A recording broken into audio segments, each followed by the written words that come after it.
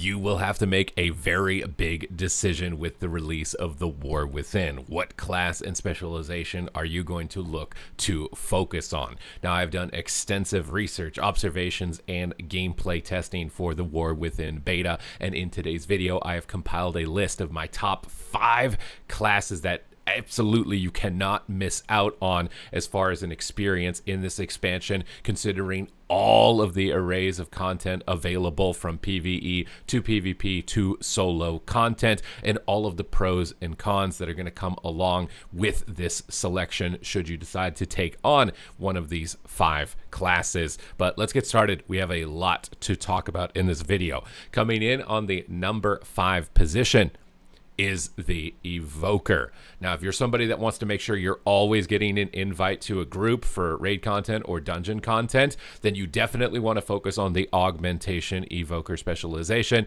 It has a bunch of fun new hero talents in order to expand the already great kit for the support role that it has, and of course it's always high value. Now, it is currently tuned also in a very powerful position for PvP. So this all around as augmentation, if you want to be a top performing competitive specialization, it seems like at the moment that augmentation is a really good lock-in. But let's say Blizzard hits it with the nerf bat. What can you really do? Well, thankfully as Evoker, you have Devastation as a damage dealing specialization to fall back on, which is absolutely really fun, especially for somebody just looking for simple gameplay with really satisfying visuals that are coming through with the new hero talents for it. Devastation will absolutely not disappoint that type of player, and it is performing really strong at the moment in terms of overall damage. Unfortunately, it's overshadowed in PvE, I would say, by the utility and support that augmentation provides, the defense that it provides. But if augmentation gets nerfed, you have another ranged DPS spec to fall back on, which is really good to consider when you're picking a class overall. And then, not to mention, you have Preservation Evoker. If everything just goes wrong with Devastation and augmentation, you have probably what I would consider to be one of the most fun healing specializations in the game currently in any content. It's super fast-paced, mobile, on the move, outputting damage, outputting healing, really fun gameplay, interesting new hero talents as well to consider bringing into the mix with an already existing baseline kit that was just fantastic. So overall, Evoker is a really safe pick. It's a really strong pick in all aspects and all content, and I'm putting it in here at the number 5 position. Coming in at number 4 is the Warrior. Now, this is one that is just absolutely about smashing face. I really like the damage profiles, especially for Fury Warrior. Fury Warrior is probably the one that's standing out the most for me right now from my gameplay testing. It was already a very simple, satisfying, visually appealing specialization to play in the first place, but now with the return of Bladestorm and hero talents like Slayer that are focused around that, it feels absolutely remarkable. You're just going to be mowing people down. It's going to be a great time no matter what content you're in. Do note, though, at the moment it seems like in Mythic Plus content that being a melee DPS is a bit more difficult. And by a bit, I mean a lot more difficult. So as opposed to, the Evoker, it might be a bit more challenging in order to get groups from LFG for Mythic Plus scenarios, but you bring in a unique raid buff, providing increased primary stats with your battle shout. So you do have that to fall back on if you're somebody who's looking to make sure that you have a slot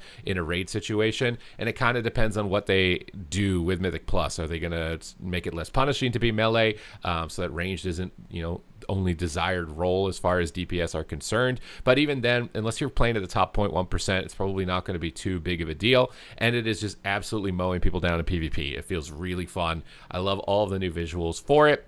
And let's say Fury Warrior gets nerfed. Same experiment as we just ran with Augmentation Evoker. You've got Arms Warrior to fall back on, which feels really good as well. Super satisfying, big crits with the Colossus Warrior hero talent tree. I love Demolish, really satisfying ability. Get a bunch of enemies all clumped up in one area, ramp up with all of your overpowers and executes into this massive swing of damage to absolutely crunch on people. So you've got the burst style, the sustain style. You've got a lot of of options to flex between and roles to fall back on should it get nerfed. And if you're somebody who doesn't have a lot of time to play, you've got Protection Warrior that you can fall back on as a failsafe to make sure that you can get some keys in, make sure you're getting some vaults unlocked for the following week. And if you run into dungeons as a tank, it can be a really good way of just accelerating yourself into higher and higher keys to eventually start getting off-spec gear for Arms or Fury. So this is a really bulletproof strategy, honestly. If you're considering the Warrior for the War Within, it looks super fun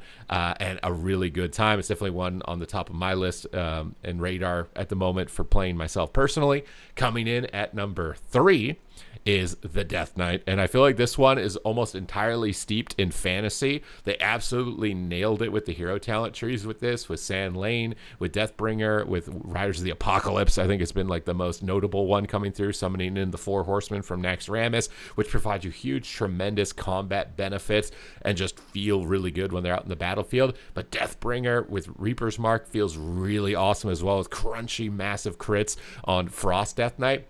Absolutely, from a fantasy standpoint, you need to play this. It's looking like a strong competitive option in terms of overall damage in any environment, and you've got tools like Anti-Magic Zone that kind of stabilize your position in a raid environment, because every raid group really wants to make sure they have a raid cooldown like Anti-Magic Zone. So you're kind of bulletproof in that sense in terms of making sure that you're going to be getting invited to content, and you've got multiple specializations as well between Frost and Unholy. Should one receive the unforeseen nerf bat potentially from Blizzard, you have another DPS specialization to fall back on, and much like Warrior, you can utilize Blood as a tank specialization to accelerate your gearing process in a lot of other areas in content, because it's just such a joke really to get into content as a tank in PvE. And then in PvP, you're looking like a really strong, beefy option, really tanky, tons of damage. You can pick between Sustain or Burst between Unholy and Frost, and honestly, even Blood in the new Battleground Blitz could be a really fun time. I've been memeing about picking it myself in a lot of my videos,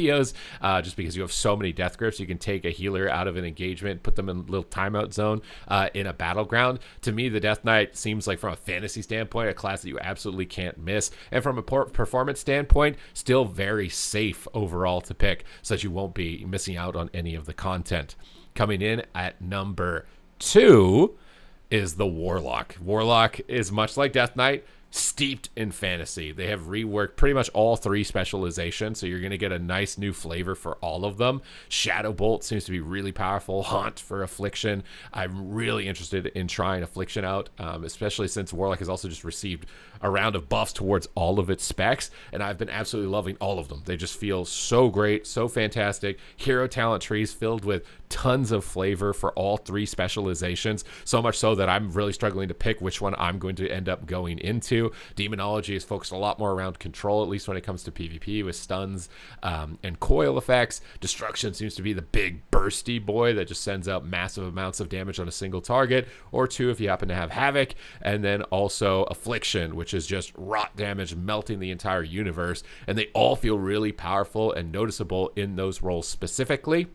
I would say from my research so far that Affliction seems to be trending a little bit more ahead when it comes to PvE performance. So you've got that going for you. So if you want to play Affliction, if it seems good across the entire game for you, if it ends up getting nerfed, Destruction almost always ends up being a pretty good fallback when it comes to PvE from observations of MDI and things like this. Just Rain of Fire and AoE Incinerates is just unmatched AoE.